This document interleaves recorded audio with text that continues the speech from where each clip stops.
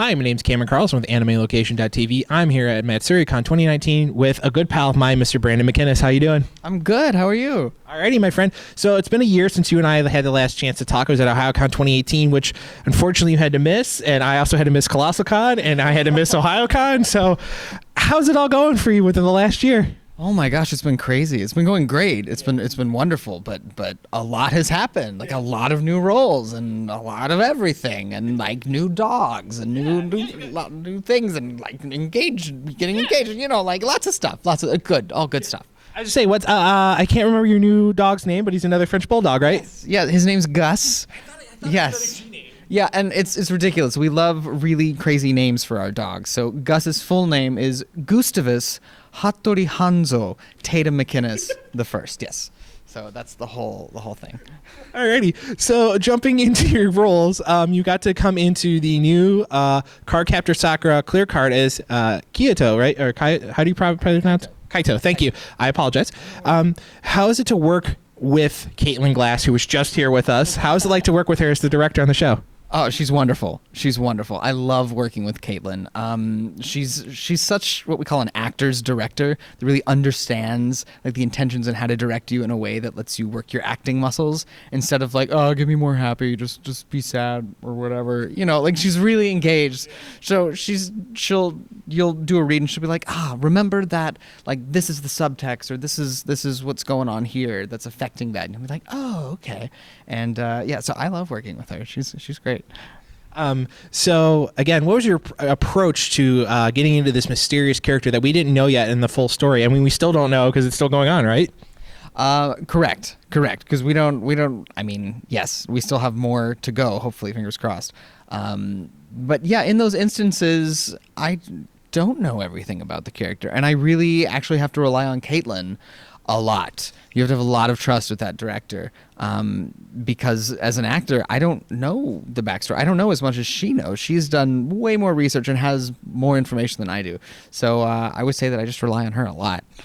A lot. Thanks, Kaitlyn. Well, now kind of going into another darker shows, Black Clover, and still on the air. How's it going for you and the rest of the cast? Oh, it's rough.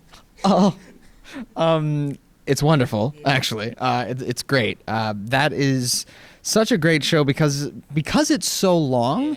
Our characters go through a lot. They change. They're dynamic. I feel very close to that character because he's been through so much, and therefore so have I. You know, yeah. So. Alrighty, and kind of going into that, tell us about your character, Finneral, correct? And your challenges around him changing so much and becoming a more rounded character. Well, that character starts off very...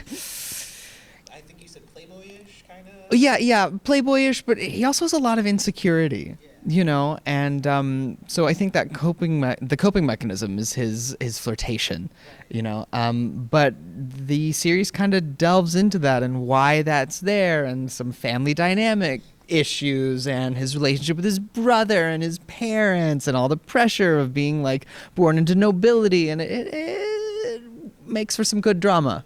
And it rounds him out a little bit more for people to get more in touch with him. Yes. I mean, because by the end of it, you're like, oh, Finral, sweet cinnamon roll, Finral. I'm just, buddy, it's gonna be okay. Alrighty, now another great series that you're in is My Hero Academia. How's it like doing that show, knowing that it's now going to get a 4th season and a 2nd movie? Yeah, that it's great. Especially seeing as my character has only had like maybe 15 seconds of screen time so far before season 4. He's all over season 4, so of course I'm very much looking forward to season 4. Manga readers are very familiar with him, but if you just watch the anime, there's a lot coming.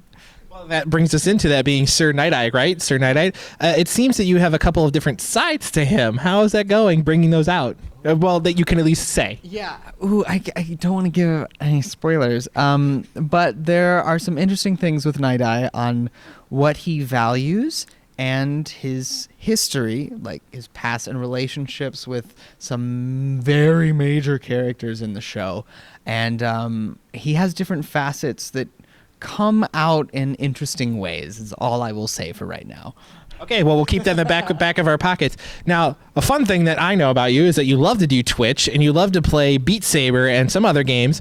How much fun is it to actually play Beat Saber and have fans suggest songs for you to play, or suggest having fellow voice actors join you on your Twitch? I know that you and I both know Mr. Damon Mills, and we would love to have him come on and play Beat Saber with you. So, what's it like just having that interaction with your fans through Twitch? Oh, it's great. It's great. I love Twitch. I love Twitch so much. But I'm also the type of person that finds it really hard to just like sit and play a video game and like talk to people while I do it. I like being active, and Beat Saber is perfect for me because I can go crazy and almost pass out playing some of these songs, and then like turn and have my Twitch chat right there, like in the game. I love that. I love that so much.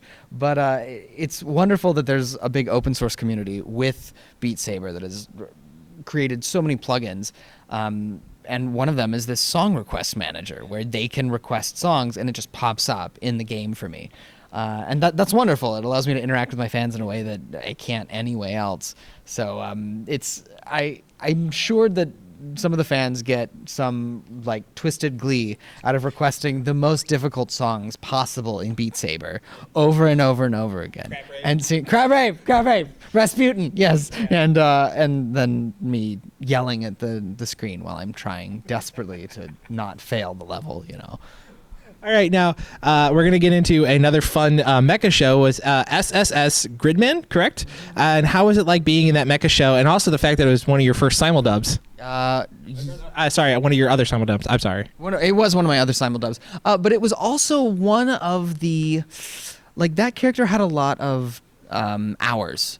So I had to be very flexible with the schedule, and there were times when I had like travel delays that affected the schedule, and it was really stressful. And Cliff Chapin, the director, was awesome. Thank you, Cliff, working with me on that. But that was a really cool show because it delved into some concepts that aren't normally delved into in anime. Well, Evangelion delved into these concepts, but like there's some point where you're like, wait a minute, is this...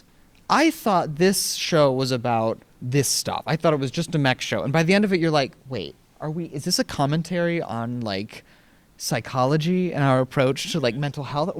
What's going on right now? And then by the end of it, seriously, once you've seen the whole thing, you stop and you go, was that even anime? Like seriously, it's good. I highly recommend it. Well, thank you, because now I got to go buy it. Thanks.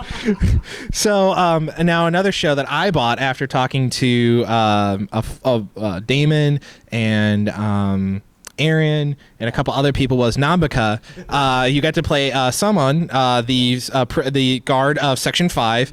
What was it like playing that character, and how much fun was he? And then on top of that, knowing that of all the people, is that Chris Sabat happens to be your big bad evil brother. So what was it like playing in that show? Oh, that's one of my favorite shows that I've ever done. So Aaron Dismuke was the director on that show, but he was also the writer. Right. And oh my gosh, Aaron Dismuke wrote some magical lines in that show that are so funny. He took some perfect liberties to transform it into something amazing and totally like he elevated it. And it's just a zany show that has so much wonderful humor in it and some incredible performances. Chris Sabat is wonderful to work with, right? I mean, he's unmistakable. Right. And, but he's also very intimidating without trying to be. Yeah, he is. He just speaks, and you're like, oh, it's Chris Sabat. But he also voices Yami in Black Clover, which is my boss in Black Clover. So, like, Chris Sabat is always there, But, yeah. Alrighty, so kind of wrapping things up, what shows or projects you want to talk about that we didn't talk about now that are currently available? As we always know, there's the pesky NDA that always gets in the way. What shows would you love fans to know about that they're currently able to watch or pick up coming forward? I would highly recommend Gamers. Gamers was my first lead role, and not a lot of people have seen it, but it's really funny. It's basically Misunderstandings, the anime, and with a lot of gaming references and jokes thrown in, and I highly recommend that.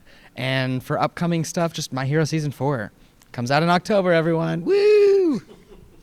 Alrighty, now other than watching you on Twitch and Twitter, where else can we keep up with you on social media? Ooh, Instagram. Instagram and well, I think pretty much that's it. Like Twitter and Instagram are my big ones. And what are those? What are the names for those sites? Brand Mickey, BRANMCI. And what would you like to say to all the wonderful fans that have been keeping up with you, giving you support, and what message would you love to give to them?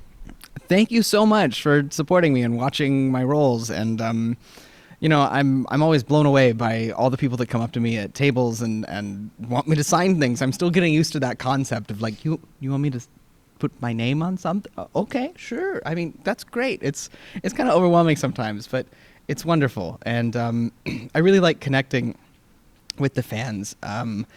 Twitch has been a marvelous experience because I like seeing the interaction between the fans, like have people talk about things that are important to them, and then people find friends on there and they're like going back and forth. I'm like, oh, it's cool. We're making a community. It's so neat, you know? So thanks for being a part of that. And I look forward to continuing to make anime for you, you know? So. Alrighty, Brandon. Thank you again so much for coming out and talking to us. Thank you so much.